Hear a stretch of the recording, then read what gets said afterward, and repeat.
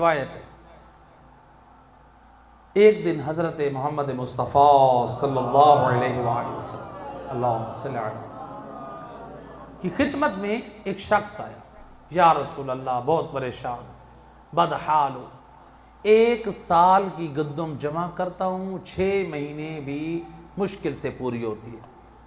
آج جیسے لوگ ہوتے ہیں نا پریشان ہوتے ہیں، آتے ہیں علماء کے پاس، قبلہ گھر میں پریشانیاں ہیں، گھر میں لڑائی جھگڑے ہیں، گھر میں بیماریاں ہیں، گھر میں 100 مسائل ہیں، کوئی دعا، کوئی وظیفہ، کوئی چیز بتائے. نبی کے پاس آیا کوئی عمل لے جائے کہ یا رسول اللہ گھر میں پریشانی ہے، روزی نہیں ہے، مصیبتیں ہیں، نحوست ہے، کیا کروں؟ نبی نے فرمایا یہ بتا تو نماز پڑھتا ہے؟ نبی نے سمجھا دیا اس وقت تک کوئی دعا ذکر فائدہ نہ دے گا جب تک تیری زندگی میں نماز نہیں. نبی نے بتایا. نبی نے فرمایا نماز پڑھتا ہے کہ جی یا رسول اللہ نماز پڑھتا ہوں. آپ نے فرمایا تیری اولاد نماز پڑھتی ہے؟ جی یا رسول اللہ میری اولاد بھی نماز پڑھتی ہے. سید الرسل نے فرمایا تیری بیوی نماز پڑھتی ہے؟ جی یا رسول اللہ میری زوجہ بھی نماز پڑھتی ہے. اب سید الرسل نے سوال اور بڑھایا، فرماتے یہ بتا جہاں تیرا گھر ہے کیا تیرے ہمسائے بھی نمازی ہیں؟ کہتے یا رسول اللہ الحمدللہ میرے ہمسائے بھی نمازی ہیں. یعنی نبی بتا رہے ہیں اگر ہمسائے بھی بے نمازی ہیں تو تیری زندگی میں نحوست ہوگی. کہتے یا رسول اللہ میں نمازی، میری اولاد نمازی، میری بیوی نمازی، میرے ہمسائے نمازی. روایت کا جملہ جب نبی نے سنا نا اس کا پورا گھر بھی نمازی، اس کے ہمسائے بھی نمازی، نبی اس بات سے پریشان ہوئے یہ سب نمازی پھر بھی مصیبت اس کے گھر میں. روایت کہتی ہے نبی اپنے ہاتھ کو پیشانی پہ رکھ کے ایسے جھکا کے پریشان بیٹھے، ایک لمحے کے لیے سوچ رہے اس کے گھر میں اس کی زندگی میں نحوست کہاں سے آ گئی. اللہ سے اپنے حبیب کی پریشانی برداشت نہ ہوئی. اتنی دیر میں جبرائیل امین نازل ہوئی.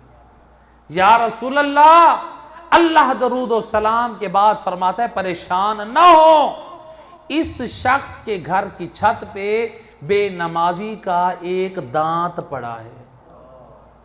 کیا پڑا ہے؟ بے نمازی کا ایک دانت پڑا ہے. جو پرندہ لے کر آیا تھا جس نے اس کے گھر کی چھت پر پھینکا اس کی نحوست کا یہ اثر ہے. سید الرسل نے فرمایا اس دانت کو اٹھا کے اسے جنگل میں صحرا میں پھینکو، جہاں آبادی ہو وہاں نہ پھینکو، تاکہ کسی اور پہ اس بے نمازی کے دانت کی نحوست کا اثر نہ پڑے. اب ذرا غور کرے، فکر کرے اس کے گھر میں نحوست کیوں آئی تھی؟ اس کی زندگی میں نحوست کیوں آئی تھی؟ اس کے گھر میں لڑائی جھگڑے کیوں تھے؟ بے نمازی کا ایک دانت تھا. اور میرا دوست ذرا فکر کر، جس گھر میں بے نمازی کا ایک دانت ہو وہاں اتنی نحوست ہو، اور جس گھر میں رہتے ہی بے نمازی ہو، اور جس گھر میں اولاد بے نمازی ہو، اور جس گھر میں ماں بے نمازی ہو، اور جس گھر میں شوہر بے نمازی ہو، بتاؤ اس گھر میں میاں بیوی کے جھگڑے ہوں گے یا نہیں ہوں گے؟ لہذا نماز کی پابندی کرو. نماز جو وہ اہم امر ہے. ہم نماز کو چھوڑ دیں اور ہم کہیں کہ ہماری زندگی میں برکت ہے. قرآن سورہ مدثر، کل بھی میں نے قرآن کی تلاوت کی طرف اشارہ کیا تھا. سورہ مدثر پڑھے، اللہ قرآن میں کیا پیغام دے رہا ہے. یتساءلون عن المجرمین، جنت والے جہنمیوں سے سوال کریں گے. یہ قرآن سنا رہا ہوں، یہ کسی مفتی کی بات نہیں ہے، یہ کسی مولوی کی بات نہیں ہے، یہ وہ قرآن ہے اور جو نبی نے اپنی پاک زبان سے دی، یہ وہ کتاب ہے. یتساءلون عن المجرمین، جنت والے مجرمین جہنمیوں سے سوال کریں گے ما سلککم فی سقر، اے جہنم میں جلنے والو تمہیں کون سا عمل ہے جس کی وجہ سے تمہیں جہنم میں جلا رہی ہے؟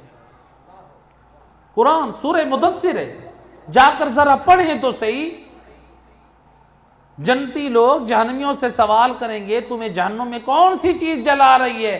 قالوا لم نک من المصلین، جہنم کے عذاب میں جلنے والے لوگ بول کر جواب دیں گے، جنتیوں سے کہیں گے لم نک من المصلین، ہم نماز پڑھنے والوں میں سے نہیں تھے۔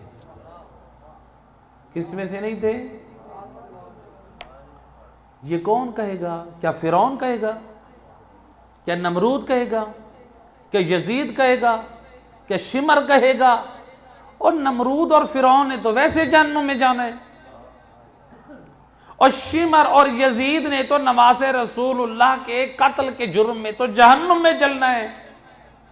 اس لیے وارثان قرآن آل محمد کا فرمان ہمیں سمجھاتا ہے، یہ جو کہیں گے نا کہ ہم نماز پڑھنے والوں میں سے نہیں تھے، یہ ہوں گے مومن۔ ہم ایمان والے تو تھے لیکن نماز پڑھنے والے۔ اب بتائیں، یہ نماز کا ذکر یہ مولویوں کی بات نہیں ہے، اور میرا دوست یہ قرآن کا واقعہ ہے۔ قرآن نے ذکر کیا ہے، جنت والے جہنمیوں سے سوال کریں گے اور جہنم والے رو رو کر کہیں گے جو آج ہم جہنم میں جل رہے ہیں یہ نماز نہ پڑھنے کی سزا ہے۔ قرآن ہے۔ آج یہ کہا جائے کہ نماز کی ضرورت نہیں ہے، نماز کی ضرورت نہیں ہے، ہمیں کیا ضرورت ہے؟ استغفر اللہ، یہ بے دینی